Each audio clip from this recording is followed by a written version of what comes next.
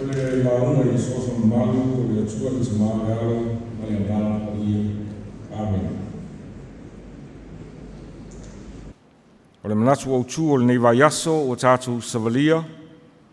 I le whaasinonga le tātou Tusi Faitau aso po le Tusi Faitau tuspaia le kālesia. Whape mai lawea ina mai whaamsinonga. Lawea ina mai whaamsinonga. Rescued from judgment. Al Manatu Autu o le nei lava Aso Sa. O mai ia se o tātou soalaupule. O mai ia se o tātou soalaupule. Come now, let us reason.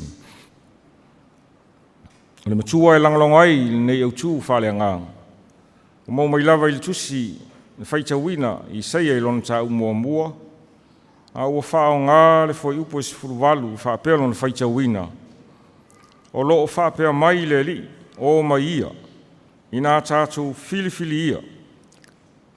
E ui lava ina pei ofu mua au tōu ngasala.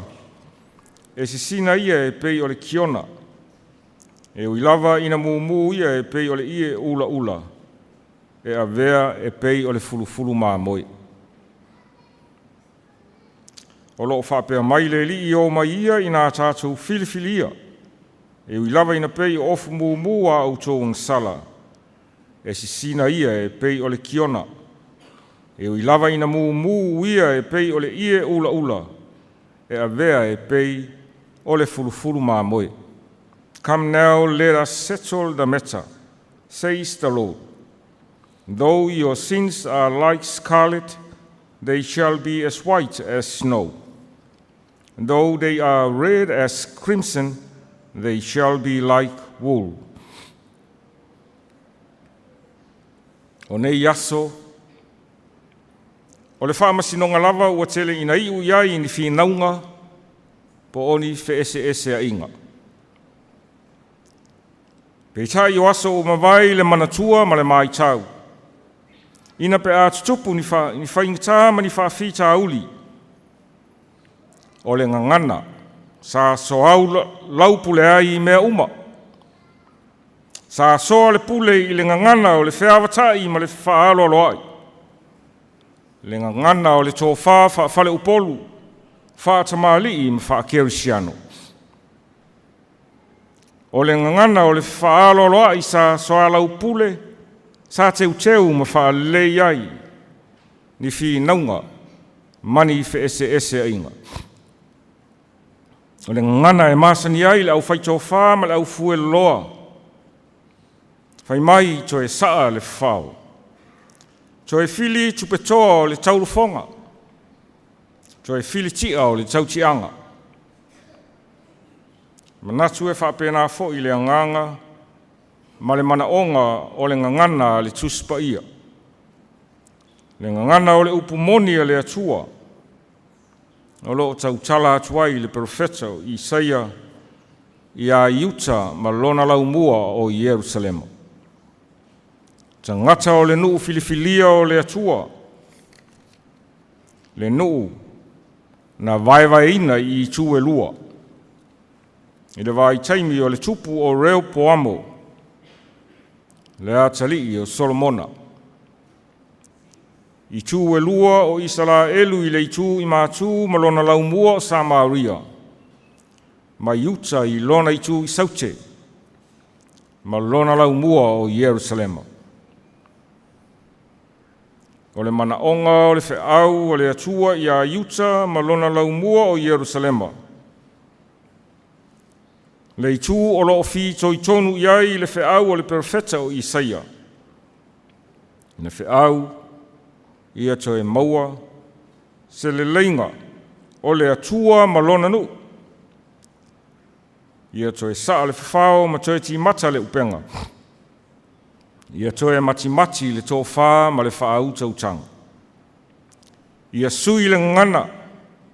Ia sui a mio ma loto. Sui le ngana, sui le amio, sui le loto ma foi I le atua. O le tusi le profeta o Isaia. O le tusi ua vaevaina I ni vaenga stolu. O le vaenga mua, Isaia mua e o i le Isaia e tolsfulu ma le iwa.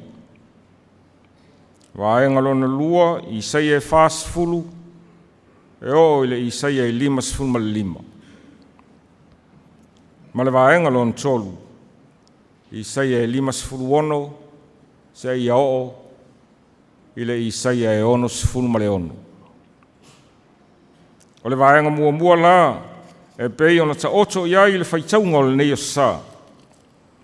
O le vaenga, o loo wha matala mai ai i apo inga ma lapata inga, a le atua i a Yuta ma Yerusalema. O le vaenga, o loo wha matala mai ai, apo inga, ma lapata inga e winga i le whaamsinonga le atua i a Yuta ma Yerusalema. Pe a whai la tau te le ngā wai, ma la tau le ustai i le atua. O le vaenga mua le Tusi e Isaia, Tusi e le vai taimi o le tila mō lona valu. A o lumanai le whanau mai o Yesu le Mesia. O le vai taimi o le tila mō lona valu, na whai ai le ngā luenga wha profeta, a Isaia i a Yuta ma Yerusalema. I ona pō tupu e toa wha, o Usia, o Iotama, o Asa ma Esekia. O le vai taimi o le malosi o Yuta, i lona i tū whaalitino po o lona tamau a inga whaalitino. Ai mativa ma le ato atoa, i lona soifua whaaleangang. O le winga lea ma le mafuanga o le whapea mai o nei upu, i le Isaia i lona mta mua. Fai upu e lua e o i le ono ma le fai upu e sfulu. Fai mai le langie, whaalongo mai ia. Le lalo langie wai mai ia o talinga. Wai loe le povi le na tausia o ia. Au isala elu wa le loe i la tau. Wa le mafau lava lo nu. O i ta lofa i le nuuang sala. O le tūpulanga mi o leanga. Wa lato lafo ina le li. Wa lato ino i le pa ia o Israel. Watu umuli lava i lato. Se ale mea e toe sasa ina ai o tou. Tou te o ese pea lava. Faipule o soto mai. Whaalongo mai ia. I le afionga le li. Le nu o komo roi. I nā wai mai ia o tou talinga. I le tū la fono o le tātou utua. O le oto o tonga le nā o le talaanga o mea na tutupu i le nuu o le atua. Mai lava i le vai taimi na vai lua i nai Israelu. I tū e lua. Israelu i le tū i mātū. Mai Yuta i le tū i saute. Le vai taimi o le malosi o le ifo i tupua mātua whapaupau o le nuu. O le atua. Idolatry. Na vai taimi o pūlenga sa ua, na fia te lea i tangata lau tele. Ai maise le ua mātu oti, ma le whawhine ua oti lanatani. Systematic operation. O le talaanga o mea na tutupu po o le context. O le talaanga ua iloa ai le mātu ia o angasala. A le nuu o le atua. Le nuu ua whātusaina i Aso Toma ma kōmoro. Na ai na wha matia ma liwefu i le afi ona o ala tau angsala. A ai wa leo tau i loa i le whawhanua o Israelu e o mai i ona pōnei. O le matautia le nā o le whaamasinonga le atua. O le atawa aia so Toma ma kōmoro. Tātou te iloa ai le matautia. O le wha ma sinonga le atua. O le winga foi lea o le wala aua le atua. O mai ia se i o tātou soalaupule. E pei ona ia whetalai mai i nei upu. O mai ia i nā tātou filifilia. e o I lava ina pei o ofu mumu a au tō ang sala. E sisina ia e pei o le kiona. E o I lava ina mumu e pei o le ie ula ula. E a vea e pei o fulu māmoe. O le lanu mumu, o le lanu o le toto, ma le oti. O le lanu ua whaatusa I ai leang sala. Leang sala e mawhai o na whaasina e pei o le kiona. Le lanu o le wha maina, ma le manu malo. Leang sala e mawhai e le atua o na wha maangalo, e ala ila na wha masinonga tonu. Pea whai la taute o mai le atua. Ma foi le atua I le loto maulalo ma le ustai. I le salamo wha maoni ma le wha tuatua wha maoni. A wā o le moni e le ito asa le atua. Ona ua le to e tāpua I Uta ma Yerusalema I a te ia. Ai sa lato tāpua. Ai na to asa le atua ona sa lato tāpua. Yo lato laungutu. Ai ma mao lato loto I a te ia. A wā e le sila le atua I le tino. A o le loto o le tangata. O le wala au la le atua wana wala au li ai le tangata. E le o se wala au mo se whinaunga. A o le wala au mo le toe wha le linga o le tangata ma le atua. Ngolona winga o le itu ina mai e le atua lana wha masinonga. E mua o na tu ina mai lana wala au lia. A o le isa saa ina mai e le atua lona toa sa tele. E mua o na saa mai. Lona lofa tu noa. Lona lofa sili e tu uawa noa. A o le I tapunia e le atua le faitoa. E mua o na ia wala au mai. O mai ma toe foi mai. E lave ina ai mai wha sinonga. O le wala au foi o mai se I soalaupule. O le wala au e iai ona au lape. Ma ona tuunga. E pei foi ona tautala iai le profeta I le foi upu e sifuru iwa. Ma le foi upu e lua sifuru fai mai. A fai tau te ngā wai ma o tau whaalongo. Tau te ai mea le lei o le lau ele. A fai tau te le ma fai ma o tau fōwale. E wha uma ti ai o tau I le pelu. A wā ua whē talai mai ai. Le whafonga o le li.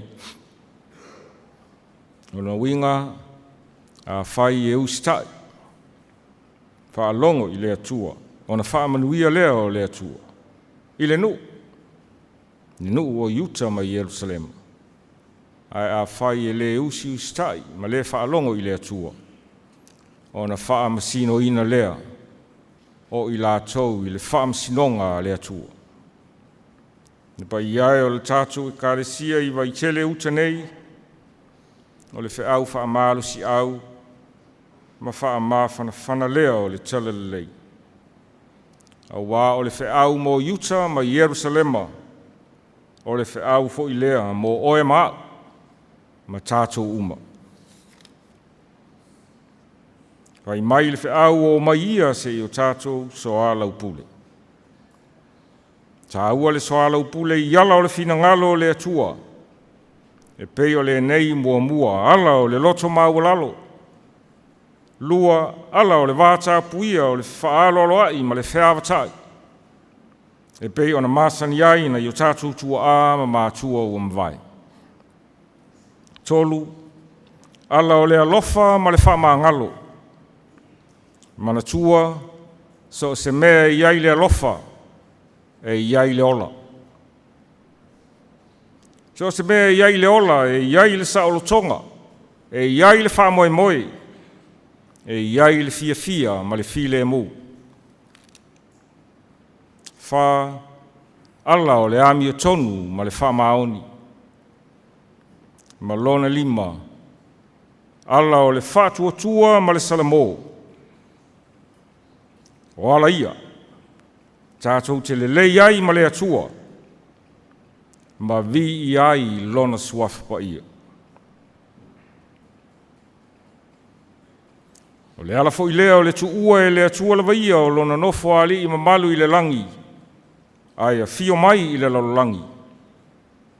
E ala i lona alupele o Iesu Keriso. Na maliu i lunga o le sa taulo ma tanu mia lona tino i le tuunga mau. Ma toe soi fua manu malo. Ina ia tātou maua le lei o le ola. Ma manuia o le ola. A toa ma le ola e whaavau. Whaamanuia le atua i lau whaafonga anga. Ia manuia ono Iesu. Amen. Le tātou pese